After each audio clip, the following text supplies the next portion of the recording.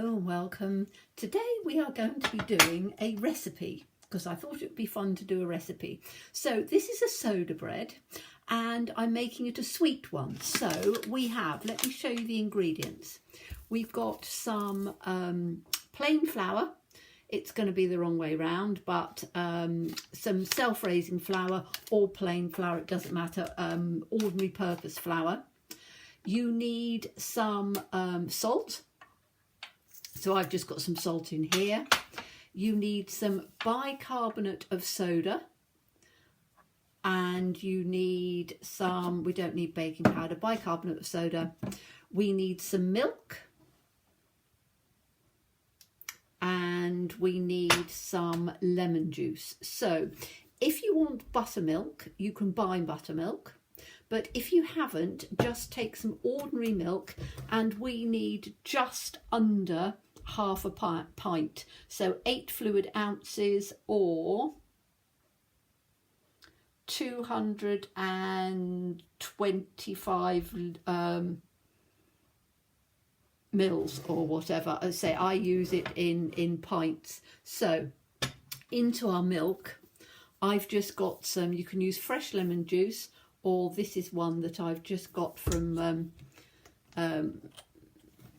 that you can, it's squeezy lemon juice, so it's quite easy. And all you need to do, I'm just going to get a teaspoon. All you need to do is to put in a teaspoon of the lemon juice. So we're just going to put that in there, and then you just mix it up. And you just leave it for a minute or so, and that adds the acid that we need for the recipe. So let's start. We've got our flour and we need 12 ounces, or I don't measure anything with a scale, I use a tablespoon. So I've got an old tablespoon. This was one that belonged to, oh, I don't know, my grandmother or something like that, and I use it all the time.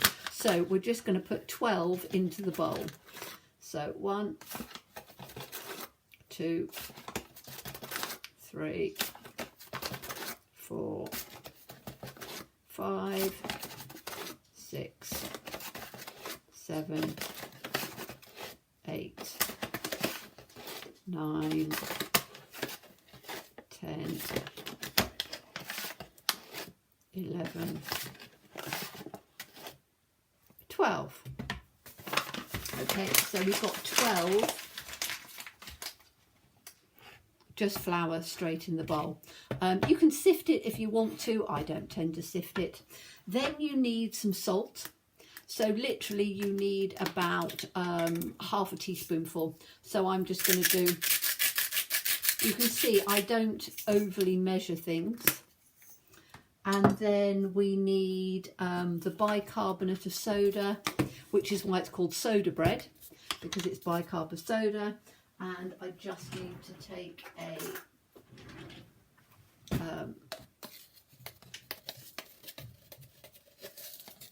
half a teaspoon or a flat teaspoon. So about that amount is what I would use, and just sprinkle that in over the top. Oops. Then we can just mix that up. Now our milk should have the lemon juice in there, so that will give us a little bit more of a the acidity, which mixes with the bicarb, and it's like a chemical reaction. It makes it bubble up more, if you see what I mean. So we make a little well in the centre. So in on here, little well in the centre, and you're literally just going to pour the milk in. So just pour it all in, making sure you've got the lemon juice in there. And then we can mix it up. Now, if you just use this recipe, it will make just a normal bread. So what I'm going to do is, Okay, so I'm mixing it up. It will take all of the flour. Now I know you can't really see this because I need to put it at that sort of side for you to see it better with my lighting and everything. This is the first time I'm doing a recipe, so hopefully it will work out okay. You can see it's absorbing all of the you can't see, but can you see it's starting to absorb all of the flour? So you just take it in, and the idea is that you don't want to over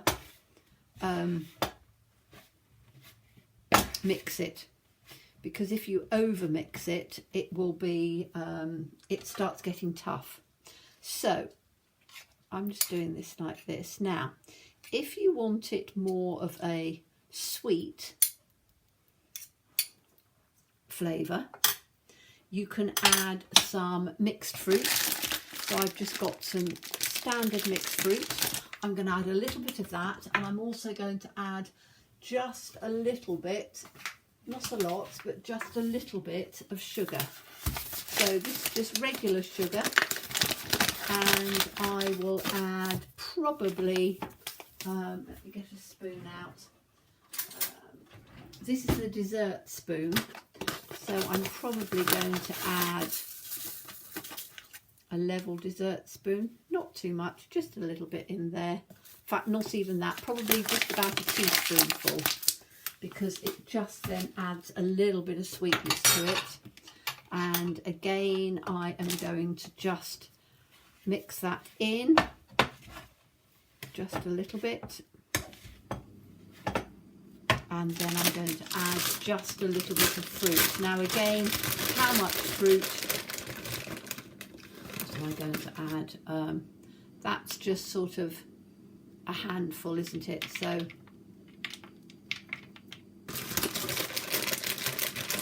maybe a couple of handfuls. So that's my hand, but you can see like that. So, and I'm just literally just putting, I'll show you on there. I'm trying to do it so that you don't have to do, I'm a cook that doesn't measure things completely. So now I'm just taking my hands and I'm going to make sure your hands are nice and clean, and I'm literally just going to mix in on here. Let me just put, right, I'm going to put a tea towel underneath like this so you can just see me. Whoops. There we go, that's a bit better, isn't it? Hopefully. So I'm literally just kneading those currants and things in. And not, you know, not very much of a knead. You're literally just sort of mixing it through a bit. I just wanted the currants and things to come through, because then that gives me a little bit of a sweetened bread. Which is quite nice. I quite like to have a sweetened bread sometimes. So that then comes out like that. So that's all in there, which, as I say, you can now see it sort of mixed together. So what I need to do now is, let me just take the flour off my fingers, because you'll find that the flour will start mixing, it'll start, the gluten will start stretching in it. So if you can see that, okay, that's how we want it. So I'm literally just going to clean my hands off a second. So excuse me while I clean my hands off. Okay, so that's that cleaned off. I don't like working with mucky hands. So clean my hands off, and then, so that's that, and all I need now is a little tray. So I'm going to use one of these, which is perfect. There we go. So I've got a little tray like that. Don't need to flour it or anything. And I'm just literally going to put this, if I can take the spoon to do it. So I'm just going to tip that straight into the pan. So you can see it like that. And then I'm literally just going to shape it round a bit. And I tend to do it just with my fingers and then just flatten it down just a bit. I will show you the whole thing when I've just shaped it. So can you see how I'm just sort of flattening it out a bit? And then because it will rise quite a bit, what you need to do is you need to just score it through. Now, I tend to use a pair of scissors because it's very easy to do it that way. So you're going to make a big cross in the centre and then a cross in the other centre like that. So I'm literally just opening it up this way and then I'm opening it up that way so that you've got a like that. So I can just have a look. Oops. A little bit on my fingers. Okay, so I've just put a cross in on the centre. If you can see that, take it back that way, there you go. So that then needs to go into the oven for about, I put it in at gas mark 5, which is going to be what, 180 centigrade. I'll try and put the American conversion, I'm not too sure on that, and it goes in for about 20 minutes, 25 minutes in a, warm the oven up first, and it will come up beautifully, and we'll have a look at it then after that. So that's the end of this part, and I will then show it to you once it's come out of the oven. Hello, well, I'm just about to take it out of the oven and we'll see what it looks like. So it's been in for 20, 25 minutes, and just need to turn around and push it in on here. Now I need to let's take it out onto, I need to get a plate.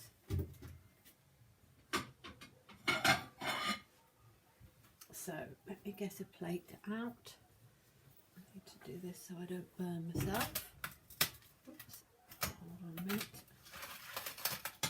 Okay, so I'm going to put it on a plate. It certainly looks good. Just take this out like that. It's cooked on the bottom. Put it down on there. There we go. So that, if I can, it's a bit hot, so there we are. It's cooked beautifully like that. And then let me just, it's probably a bit hot to cut. I should wait for it to dry a little bit, but let me just take a, it's just a little bit hot, isn't it? It needs to just come a little bit. Whoops. Just, I should have waited for it to dry, cool down a little bit. You can see the steam coming out of it, but you can see in on here, hopefully, can you see the steam coming out?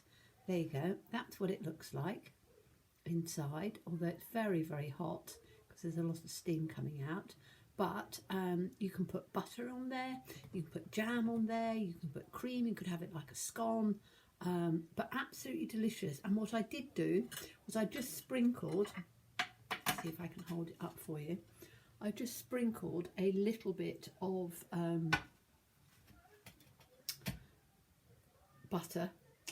sugar just on the top, so it would give just a little bit of a look. But I hope it's too hot to actually eat at the moment, but I can just take a little bit off the side.